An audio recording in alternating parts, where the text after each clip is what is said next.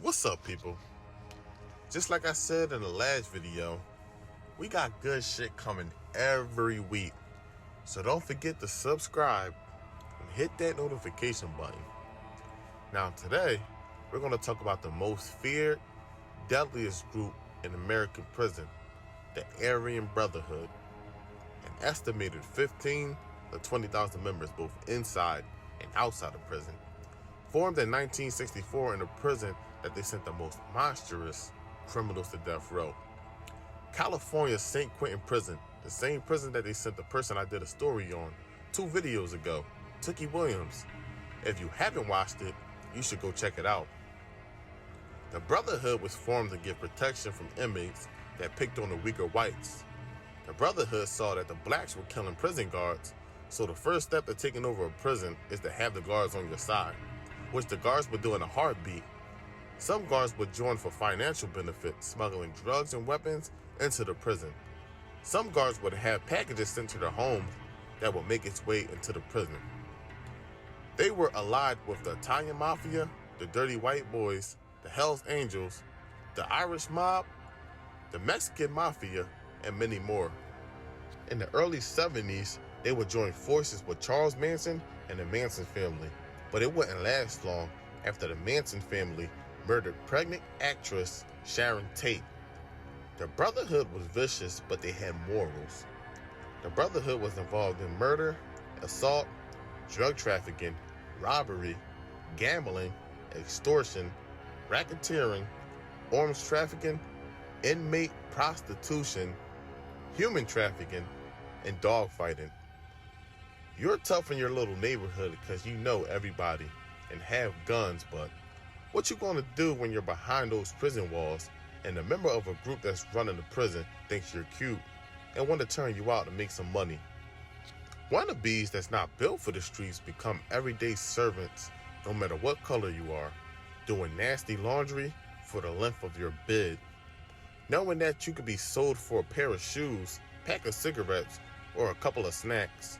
You can't run to the guards. The guards go home every night. You live there. Shit. You might have to serve a guard one day. That's something you have to deal with before going back home and looking at your kids and still presenting yourself as the man of the house. It wouldn't be easy joining the group. You have to be white, of course. New members are on probation for a year, must swear a blood oath for life, and must commit a violent act to join the Brotherhood, such as killing a rival inmate, assaulting an officer, or murdering an African American or Hispanic prisoner. The Brotherhood went to war with the Bloods, Crips, Black Gorilla Family, Black B-Stones, DC Blacks, and many more. By the late 80s, they wanted to be more organized and structured like the Mafia. They wanted to have power inside and outside of prison. New rules would be practiced, such as if a member wanted to flip and wanted out of the group, and if you can't get to that member, you will go after the closest thing to them, which is family. Members inside and outside of prison will communicate using their urine for invisible ink letters. It will be a normal looking letter talking about nothing, but on the side it will be a message prison guards could barely see. That part of the paper will look as if it once was wet. Another method they would use was the biliteral cipher, invented by Sir Francis Bacon. 2 letters of the alphabet making the same letter slightly different from each other. A pattern of A's and B's with 25 different combinations. Each combination represents a letter of the alphabet, leaving a letter that's very confusing to read. The Aryan Brotherhood will end up holding way more weight than the Italian Mafia behind the prison walls. In April 1993, members of the Aryan Brotherhood, along with members of the Black Muslims and other gangs in the Southern Ohio Correctional Facility, initiated a prison riot. The rioters took several officers hostage and killed 9 inmates, 5 being informants. During negotiation, the prisoners killed an officer when they felt they weren't being taken serious.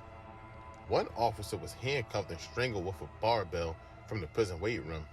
Their complaints included alleged abusive treatment and overcrowding. See, at this time, the Aryans were bigger than racist attacks. They were strictly business. 2 inmates were repeatedly stabbed to death, and the third had paper and plastic stuffed into his mouth before being strangled to death by cords. The riot eventually ended 11 days on April 21st. Prison officials agreed to review the prisoners' complaints, which resulted in prisoners surrendering. 5 prisoners described as the riot leaders were sentenced to death for their roles during the riot. See, a lot of white males go into prison looking to join the Brotherhood for protection, similar to the reason some black men convert to Islam behind bars. I recommend everyone to stay out of prison. You think you tough? Well, they have a place for tough people. I just want to say thanks for watching. Be safe out there, and stay tuned to the next video. I'm out.